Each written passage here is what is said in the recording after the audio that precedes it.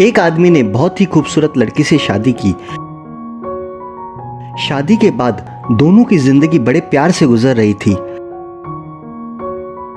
लड़का उसे बेहद प्यार करता था और उसकी खूबसूरती की हमेशा तारीफ किया करता था।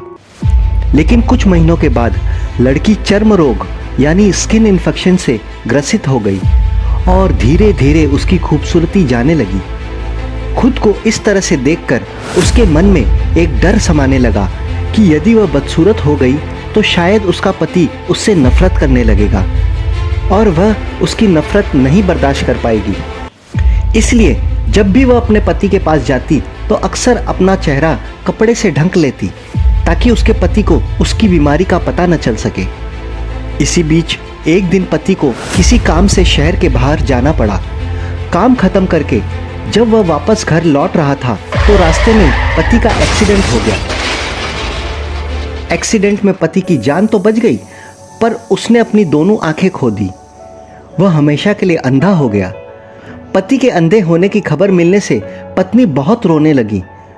पति ने समझाया कि रो मत, मैं तुमसे बहुत प्यार करता हूं।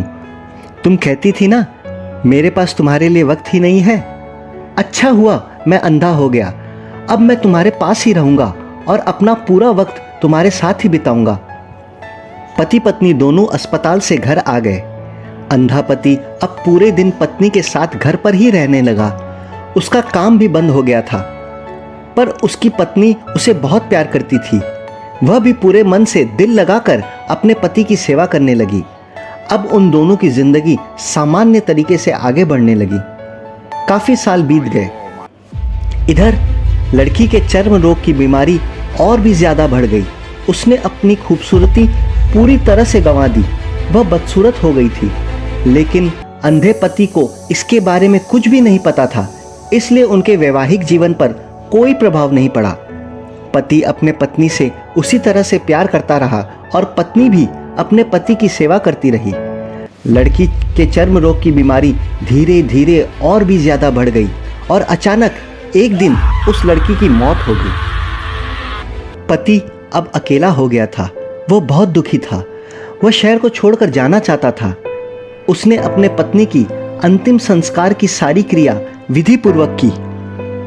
उसका सबसे खास दोस्त उसके पास आया और सांत्वना देते हुए कहा, यार, यह जानकर काफी दुख हुआ कि तुम्हारी पत्नी तुम्हें छोड़कर चली गई है।